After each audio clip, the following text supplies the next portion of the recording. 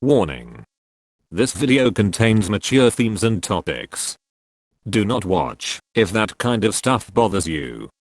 For the rest of you, enjoy the video. What's the worst thing a doctor has ever said to you? Story 1. The cancer I had has a 90% mortality rate. I ended up not having that cancer. Wait. Your doctor told you that you have cancer with a 90% mortality rate and was wrong? Pancreatic cancer has about a 90% mortality rate. 9% of people survive 5 years, except for a very rare subtype that can be treated with surgery if caught early. Steve Jobs had the survivable type, but the dumb effer declined the surgery and treated himself with a fruit diet. By the time he was ready to admit he was wrong, it was too late. Goes to show you can be wildly successful, while in some ways, being a complete moron. Story 2. You're too young for that sort of pain, so I don't think you really have pain, do you? I went to another doctor and they also said, it's growing pains. I was 23, by the time I was 28 my liver was so damaged it almost died from an autoimmune disease. I do not understand the idea of being too young to experience intense or chronic pain. Young people are made of fallible meat too. Reddit guy here. Doctors should really think more and double check everything when it comes to these things. Mistakes like this can cost someone's life. This isn't a joke. Story 3. It was to my husband. I was in the room. I'm not going to figure out what it is. If it was serious, you'd be dead by now. Later, we found out that this doctor was the one that my husband's uncle was seeing before he was diagnosed with colon cancer. By the time another doctor found it, it was too late. He said there was no way it should have been missed. I'm so sorry, that's awful. Similarly, my mother had spent the autumn of 2010 getting her cough and symptoms checked out. The family doc had an x-ray of her chest done, looked at it, and told her she must have pneumonia, and gave her antibiotics. A few months later she's in the hospital, and they let her know she's got stage 4 metastatic cancer. Literally tumors everywhere from head to toe. She passed away about a month later. Doctors, please get your crap together. This is really saddening to see. Story 4. At 30 I was rushed into hospital out of the blue with a heart infection and needing a valve replacing. The professor was absolutely brilliant, but she told me off the record that you may want to get any close family to come and visit and sort out any important paperwork as it's not guaranteed that you'll wake up again. I obviously pulled through, but her honesty was reassuring, and even after 10 years we still send the odd handwritten letter to each other. We also had these stupid personal televisions at each bed, which cost about £2 an hour to watch. The money would seriously rack up as I was in there for weeks, but she blagged me a pirated code so that I could watch it for free lol. It's sort of reassuring in some small way that you went to have a major surgery, yet the biggest financial concern was the £2 an hour charge for the TV. My husband was miffed about the cost of parking when I delivered our baby. It was like $20 over 3 days. I told him that we were just lucky we weren't American. As a non-American, I must say that I'm very grateful to have free healthcare. No offense to any Americans watching this, love you all. Story 5. I would constantly complain to my doctor that I couldn't breathe when I would walk, and I would get shortness of breath. I was always tired and fatigued. I would get dizzy if I walked too long. She always brushed it off and told me to get more sleep or drink more water, even though I was getting plenty of both. Finally I made an appointment to talk to her face to face, and she flat out just told me I was lazy and needed to exercise more. I was so embarrassed because I went with my husband and she made me feel like I was just this lazy couch potato. I switched doctors and my new doc decided to do blood work, which is something that other lady should have done in the first place, and found out I was severely anemic to the point of needing blood transfusions. I felt so much better after I got my infusions. Some people just shouldn't be practicing medicine. I had something similar, but definitely less serious. Every time I went to a doctor, they'd look in my ears and complain they couldn't see anything because of the wax buildup. My mom would tell me I need to clean them more. At one point, I was cleaning them with a Q-tip almost every day. Finally saw a doctor who said she couldn't see anything, but decided to do something about it. I had said how often I cleaned them. She warned me against Q-tips. We spent almost 2 hours cleaning my ears. My ears bled. She had it looked like I had had an ear infection in one ear for quite a while, but it was hidden under the wax. I refuse to use Q-tips now and often have a doctor drain them for me. I had minor hearing loss in the ear that had the infection. It's amazing what having the right doctor can do for you. Jesus Christ. I feel so bad for you all. Who let these people become doctors in the first place? I hope they don't work in that domain anymore, just for the safety of the people. Story 6. I have a hecking doozy for you all, if I'm not too late. My sister called me in tears, saying she couldn't even stand up, she was in so much pain. I absolutely boosted to her house, find her vomiting in so much pain she can hardly move. Got her in the car, got to the hospital, they moved her into bed pretty darn quick as she was screaming in pain. My champion of a sister managed to answer their questions whilst dealing with the worst pain of her life. She did her best to comply with their exams etc. Eventually a doctor comes in and says they suspect she has an STD that is causing the pain. Except there's no STDs showing up on their panels. He tells us it's his best guess, tells us we can be on our way, and leaves the room.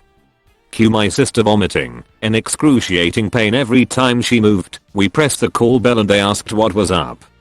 I said there is absolutely no way we could leave the hospital with her in this condition. The nurse just scoffed at us, then left. We were left in bed with my sister vomiting in pain, telling me she was going to die. Every call button press resulted in literally no one coming to see us. If they did, we got told there are bigger emergencies than you right now. She had at least 7 buckets of sick sitting on the shelf from how much pain she was in, and no one saw us for about 2 to 3 hours, not even exaggerating. She was eventually transferred, because we became too annoying I guess, to an observation unit overnight. I had to go home cause they wouldn't let me stay. The next day, I got there, my sister was a reffing shell of herself. She was literally grey, and said the pain was still there, she just didn't have the energy to fight it anymore. I told her, since she was in hospital, at least she was safe, but she told me she legitimately thought she was going to die. A day later, she calls me, they finally did an ultrasound after 3 days. Apparently NZ hospitals have no ultrasound technicians on 4 holiday periods, and told me her ovary was twisted around a ridiculous amount of times. She said they have to operate right effing now. She's lucky to be alive. The hospital wouldn't allow us to have any documentation about her operation or anything. They told us it was not her information to have.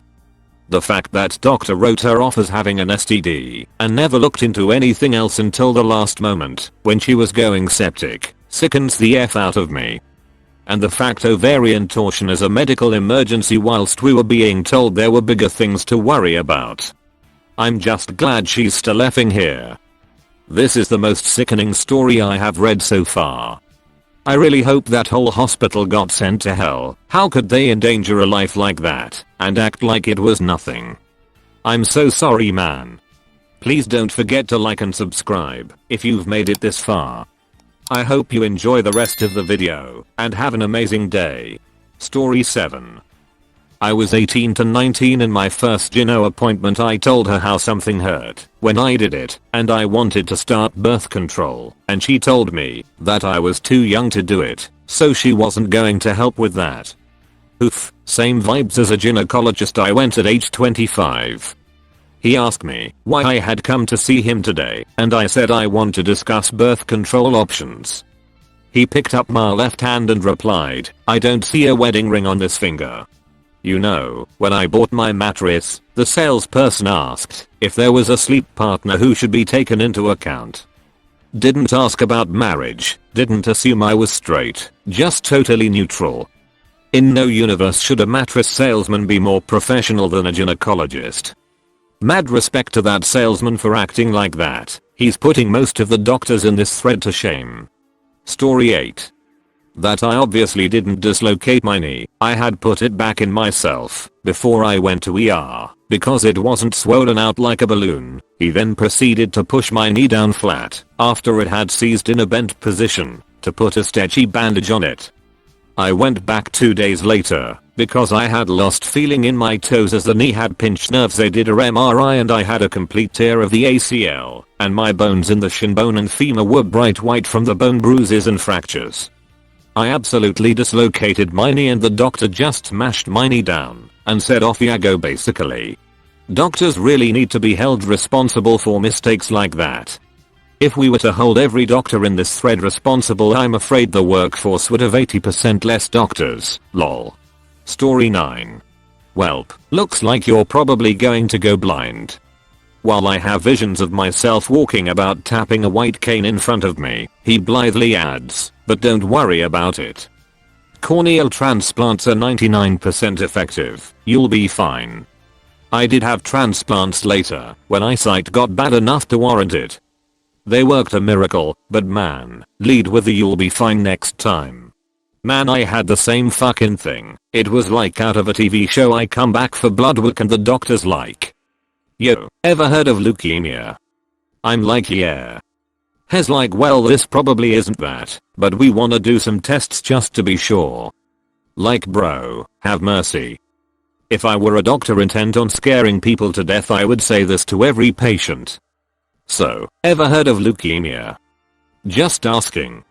Anyway, you have a sinus infection. Best comment in this thread so far, LMFAO. Story 10. 3 years ago I went for an eye test. The optician gave me a note and told me to go directly to an eye hospital. I gave the note to reception at the eye hospital. The lady said, oh, right, come this way. I was taken right through the waiting room and put in a CT scanner within 20 minutes of arrival. Shortly after, a doctor came and said that there is something in the middle of your brain and that an ambulance is going to take me to a neurosurgery specialist hospital.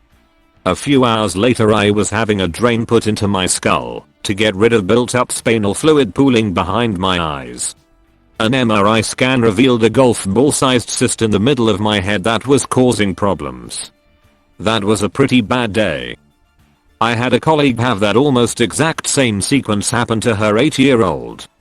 From kid, have a headache to brain surgery in about 5 hours. It always sucks hearing that happened to kids. Mine wasn't quite that fast, took just under 12 hours from my test because of headaches and blurry vision to surgery. Story 11. Your scan is all good. Except that bit, that's cancer.